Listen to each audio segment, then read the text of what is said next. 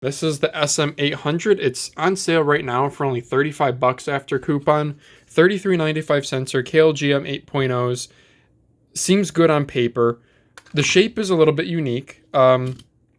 It's narrow but long. So compared to like this Viper V2 Pro here, it's a little bit shorter.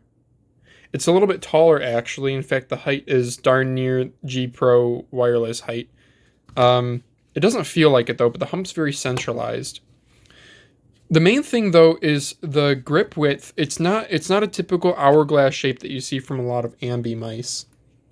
Hourglass shapes sort of force you a little bit to put your finger to grab in the middle.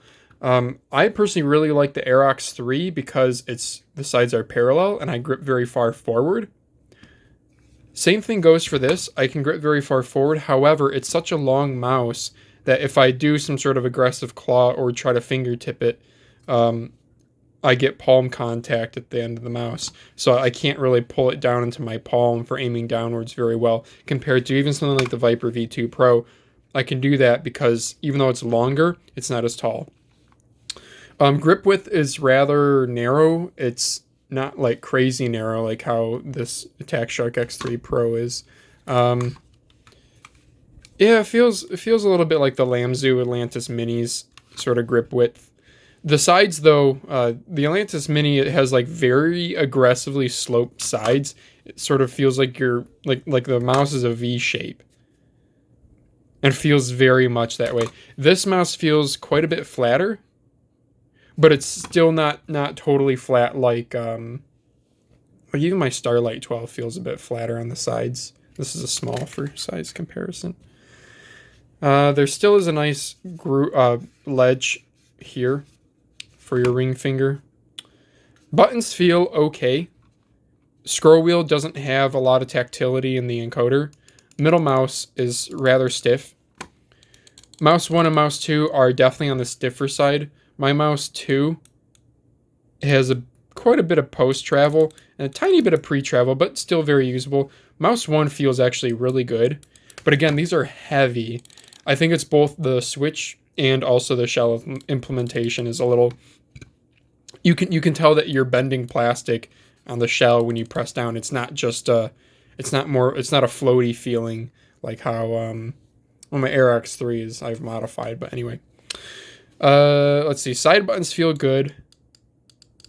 Yeah, a little bit of post-travel, but these are actually pretty darn good as far as side buttons go. They almost feel... they actually... the back one especially, I think, actually feels better than main mouse. The glides are pretty crap. I don't know if you can see it, but right on the corner of the rear skate, it looks like 3D printer marks or like machining marks. And you can totally feel that scratchiness when you mouse around. They're slow. The coating is good. In fact, yeah, you know, I glossify all my mice. Like, you can see how shiny this is.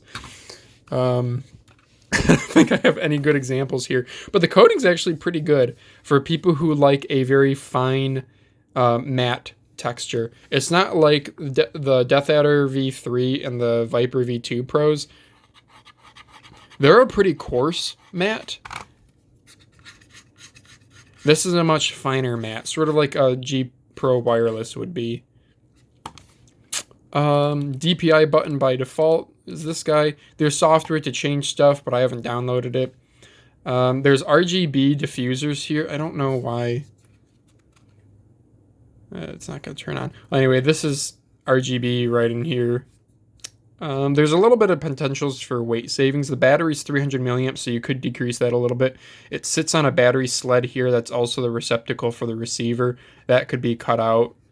And then the diffusers could probably be removed. I'm going to return this to Amazon, so I am not going to mess it up or anything. But Amazon says it's 58 grams. On my scale, it is, which is not here anymore, it is 60 grams even. It's like 60.3.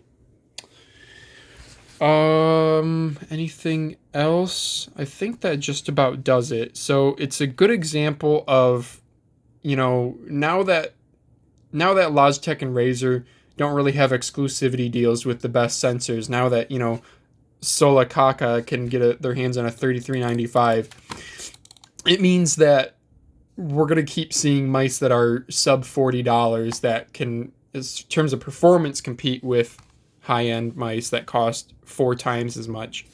One thing to note is testing a centimeter 360 on this in Kovacs versus my Starlight 12, both 1600 DPI. I was at around a 38 centimeter 360 with the Starlight and about a 41 centimeter 360 with this. So again, I haven't done any more testing, but yeah, maybe there's some DPI variance there. I think that just about does it.